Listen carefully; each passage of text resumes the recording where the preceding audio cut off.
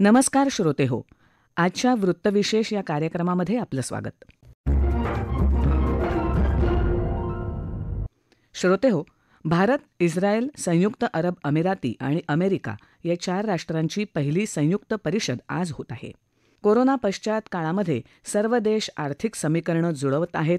विविध आघाड्यांवरील आंतरराष्ट्रीय घडामोडींच्या पार्श्वभूमीवर होत असलेली ही परिषद म्हणजे वैश्विक स्तरावर भारताचं स्थान अधिकाधिक बळकट होत असल्याचं प्रतीक मानले जात आहे. या परिषदेविषयी आणि त्यामागच्या भूमिकेविषयी आज आपण वृत्तविशेषमधून जाणून घेणार आहोत. श्रोतेहो, आभासी पद्धतीनं होत असलेल्या या शिखर परिषदेमध्ये भारताचे प्रधानमंत्री नरेंद्र मोदी, इस्रायलचे प्रधानमंत्री याईर लापिड, अरब अमिरातीचे अध्यक्ष मोहम्मद बिन झायेद अल नाह्यान आणि अमेरिकेचे अध्यक्ष जो बायडन सहभागी होत आहेत.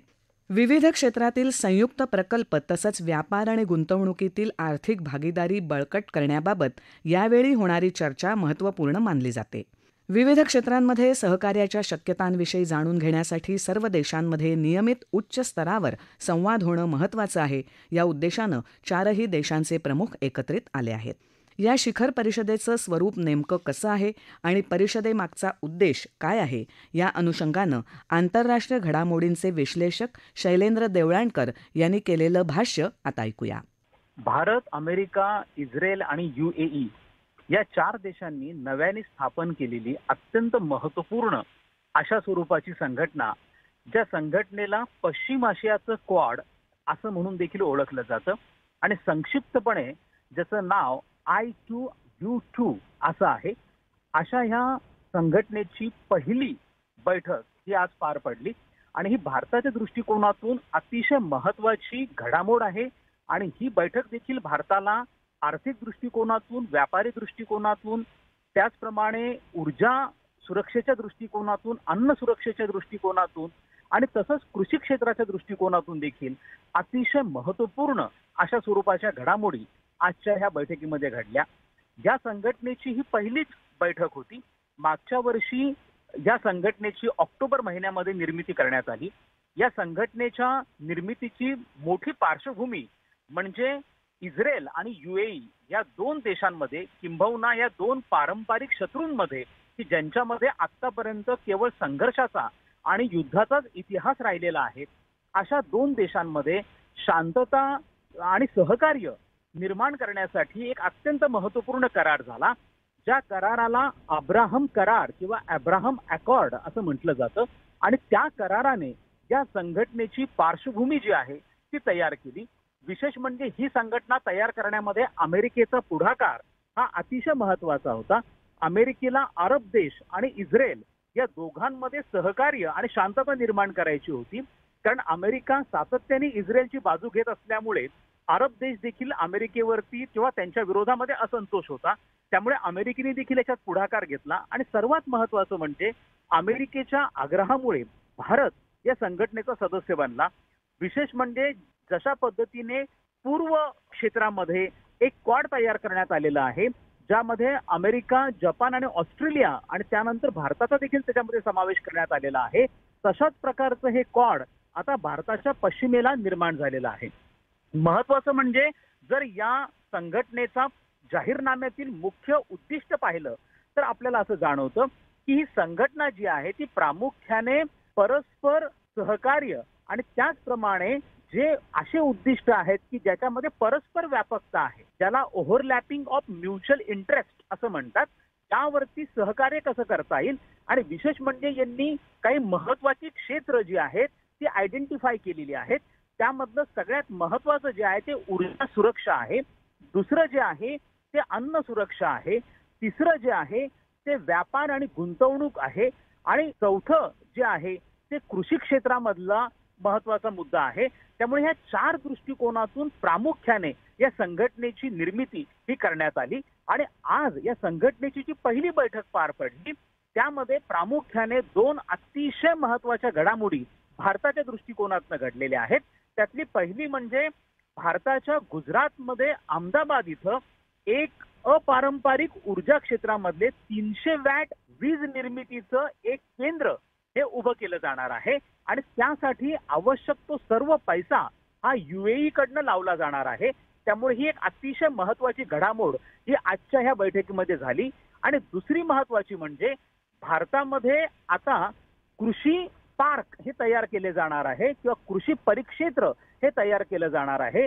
जसे इंडस्ट्रियल पार्क असतात तसे ऍग्रिकल्चर पार्क आता भारतामध्ये तयार केले जातील. आणि या ऍग्रिकल्चर पार्कसाठी जे तंत्रज्ञान आवश्यक आहे ते भारताला इस्रायलकडनं देईल आणि UAE आणि अमेरिका यासाठी आवश्यक पैसा पुरवतील. अशा प्रकारचं ऍग्रिकल्चर पार्क तयार करून अन्न सुरक्षेचा जो अत्यंत महत्वाचा घटक आहे त्याला प्रामुख्याने न्याय देण्याचा प्रयत्न हा या माध्यमातून होतोय. कारण अन्न सुरक्षा हे एक अतिशय महत्वाचं आव्हान आहे आणि त्यासाठी कृषी उत्पन्न वाढवणं अत्यंत गरजेचं असल्यामुळे हा दुसरा निर्णय घेतला गेला. तिसरं म्हणजे भारताचा या संघटनेमधला सहभाग असेल किंवा या बैठकीकडनं भारताची जी मुख्य अपेक्षा होती ती म्हणजे तंत्रज्ञान आणि भांडवल या दोन्ही गोष्टींचं भारतामध्ये कशा प्रकारे गुंतवणूक होईल. कारण भारताला अमेरिकेकडनं इस्रायलकडनं मोठ्या तंत्रज्ञानाच्या गुंतवणुकीची अपेक्षा आहे. तर UAE सारख्या श्रीमंत अरब देशाकडनं भारताला आर्थिक गुंतवणुकीची अपेक्षा आहे.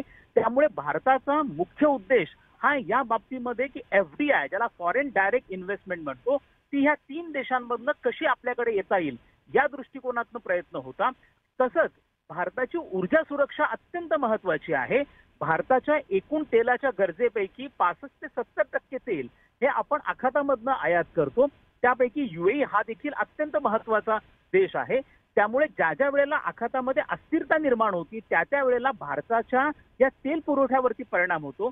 त्यामुळे भारत अशा प्रकारे एक संस्थात्मक संरचनेच्या शोधामध्ये होता की ज्याच्या माध्यमातून तेलाचा हा पुरवठा जो आहे हा सातत्याने सातत्यपूर्ण राहील आणि सुरक्षित राहील. त्या दृष्टिकोनातून देखील आज अत्यंत महत्वाची चर्चा झाली. विशेष म्हणजे भारताचे पंतप्रधान नरेंद्र मोदी यांनी या संघटनेमध्ये केलेला ऍड्रेस किंवा दिलेलं भाषण अत्यंत महत्वाचं होतं. त्यानुसार भारत हा गुंतवणुकीसाठी कसा योग्य देश आहे हे त्यांनी त्याचं पूर्ण चित्र हे या देशांपुढे निर्माण केलं. त्याचप्रमाणे भारताचं योगदान हे कोविड काळामध्ये कसं राहिलेलं आहे आणि आंतरराष्ट्रीय पातळीवरती कसं राहिलेलं आहे यावरती देखील त्यांनी अधोरेखित केलं. मला असं वाटतं की संघटना आणि त्याची ही बैठक भारताला व्यापाराच्या दृष्टिकोनातनं, आर्थिक गुंतवणुकीच्या दृष्टिकोनातनं, ऊर्जा आणि अन्न सुरक्षेच्या दृष्टिकोनातून अतिशय महत्वाचं पाऊल आहे.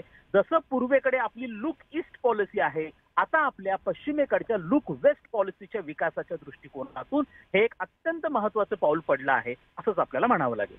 एकमेका सहाय्य करू अवघे धरू सुपंथ याचा अनुभव कोरोना काळामध्ये सर्वच देशांनी घेतला. भारतानं अनेक देशांना औषधांचा, वैद्यकीय उपकरणांचा पुरवठा केला. तसंच अत्यंत गरजेच्या काळात जगातल्या अनेक देशांना कोरोना प्रतिबंधक लसही दिली. सहकार्याबरोबरच गुंतवणूक आणि व्यापारालाही महत्त्व देणं आज गरजेचं आहे. पाणी, ऊर्जा, वाहतूक अंतराळ, आरोग्य आणि अन्न सुरक्षा या क्षेत्रांमध्ये संयुक्त गुंतवणुकीला प्रोत्साहन दिलं जाणार आहे.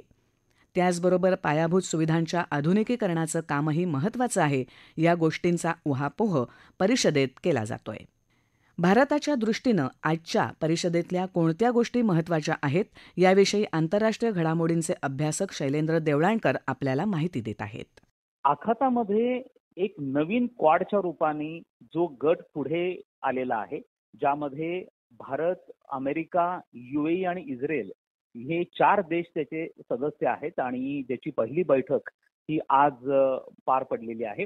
हा जो गट आहे हा भारतासाठी सामरिक दृष्टिकोनातून, व्यापारी दृष्टिकोनातून, आर्थिक दृष्टिकोनातून आणि त्याचप्रमाणे सांस्कृतिक दृष्टिकोनातून देखील अत्यंत महत्वपूर्ण अशा स्वरूपाचा गट आहे. सर्वात महत्वाचं म्हणजे भारत आतापर्यंत पश्चिम आशियामधल्या कोणत्याही गटाचा सदस्य नाहीये. पश्चिम आशियामध्ये ओपेक सारखी संघटना आहे, OIC सारखी संघटना आहे आणि त्याचाही भारत सदस्य नाही आहे. त्यामुळे हा पहिला गट आहे की ज्याचा भारत सदस्य आहे. त्यामुळे भारत तिथं आपला पाय रोवण्यासाठी, त्या क्षेत्रामध्ये आपला प्रभाव वाढवण्यासाठी भारतासाठी या गटाच्या रूपाने एक अत्यंत महत्वपूर्ण व्यासपीठ असं मिळालेलं आहे. पश्चिम आशियाबरोबर भारताचे अनेक पातळीवरचे संबंध आहेत. महत्वाचं म्हणजे आजच्या घडीला साधारणतः 40 लाख भारतीय हे आखातामध्ये काम करतात आणि प्रतिवर्षी ते $50 अब्ज पर्यंतची परकीय गंगाजळी ते भारताला पाठवतात. त्याचप्रमाणे भारत आपल्या गरजेच्या 80% तेल हे आयात करतो आणि त्यापैकी जवळपास 65 ते 70% तेल भारत हा आखातामधनं आयात करतो. त्यामुळे अनेकदा आखाती देशांबरोबरचे आपले संबंध हे अत्यंत सुरळीत असणं या दोन्ही दृष्टिकोनातून फार गरजेचं असतं. दुसरं म्हणजे भारताला अनेकदा आखाती देशांबरोबर आपले संबंध प्रस्थापित करताना अनेकदा त्याच्यामध्ये समतोल साधताना खूप आव्हानं निर्माण होतात. विशेष म्हणजे आखातामध्ये अनेक प्रकारचे संघर्ष आहेत. जसं की शिया व सुन्नी पंथीयांमध्ये संघर्ष आहेत, जसं इराक आणि इराण मधला संघर्ष असेल, त्याचप्रमाणे तिथे इस्रायल आणि इतर सुन्नी देश यांच्यामधला देखील संबंध आहे. परंतु भारत हा एकमेव असा देश आहे की ज्यांचे या सगळ्यांबरोबरचे समान संबंध आहेत आणि असं क्वचितच एखाद्या देशाबरोबरचं घडतं. मात्र असं होतं की अनेकदा ही कसरत करताना भारताच्या राजनयापुढे अनेक आव्हानं निर्माण होतात आणि त्यामुळे भारताला आतापर्यंत, जसं भारताने यापूर्वी आपली लुक ईस्ट पॉलिसी ही 1992 ला घोषित केली, जिचं नाव आता ऍक्ट ईस्ट पॉलिसी झालेली आहे, असं लुक वेस्ट पॉलिसी भारताला घोषित करता येत नव्हती.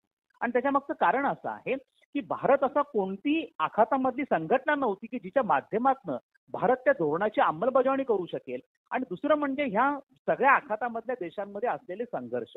मात्र आता हा गट प्रस्थापित झाल्यामुळे भारताला एक संस्थात्मक संरचना मिळालेली आहे, ज्याच्या माध्यमातून भारत या क्षेत्रामधल्या विविध देशांबरोबर समान पातळीवरचे संबंध प्रस्थापित करू शकतो. आणि सगळ्यात महत्वाचं म्हणजे आखातामध्ये जो चीनचा प्रभाव वाढत होता त्याला कुठेतरी रोखण्याच्या दृष्टिकोनातून अमेरिकेकडनं घेतला गेलेला हा पुढाकार आहे आणि याच्यातनं भारताला आमंत्रित केलं गेलेलं आहे. यातनं एकच गोष्ट महत्वाची जी समोर येते ती म्हणजे मग क्षेत्र पूर्वेकडचा असो किंवा क्षेत्र पश्चिमेकडचा असो, मग ते पूर्वेकडचा क्वाड असो ज्याच्यामध्ये जपान, ऑस्ट्रेलिया, अमेरिका आहेत, आणि मग आता हा पश्चिमेकडचा क्वाड आहे ज्याच्यामध्ये युएई, इस्रायल आणि अमेरिका आहे. या दोन्ही क्षेत्रामध्ये भारताचा प्रेझेन्स असावा असं आता अमेरिकेला वाटायला लागलंय, त्या क्षेत्रातल्या राष्ट्रांना वाटायला लागलं आहे आणि हाच आपला सगळ्यात मोठा विजय आहे असं आपल्याला म्हणावं लागेल. श्रोते हो, आर्थिक सहकार्य करतानाच भारतानं नेहमीच भविष्याचा विचार केला आणि पर्यावरणीय समस्यांना उत्तर शोधणं हेही आपलं दायित्व मानलं. आधुनिकीकरणाबरोबरच कार्बन उत्सर्जन, हरित तंत्रज्ञान आणि त्यासाठी कौशल्य विकसित करणं यामध्ये भारत आंतरराष्ट्रीय आघाड्यांवर जोमानं कार्यरत आहे. सर्वसमावेशक विकासाचा विचार करण्याचा भारताचा नेहमीच प्रयत्न असतो. त्यामुळेच आजच्या या शिखर परिषदेतही भारताचा वाढता प्रभाव अधोरेखित होत आहे. याबरोबरच आजचा वृत्तविशेष हा कार्यक्रम संपला. हा कार्यक्रम आकाशवाणी मुंबईच्या प्रादेशिक वृत्त विभागानं सादर केला. संपादक आणि सादरकर्त्या सरस्वती कुवळेकर, लेखन आणि समन्वय सुवर्णा बेडेकर आणि निवेदन शिबानी जोशी.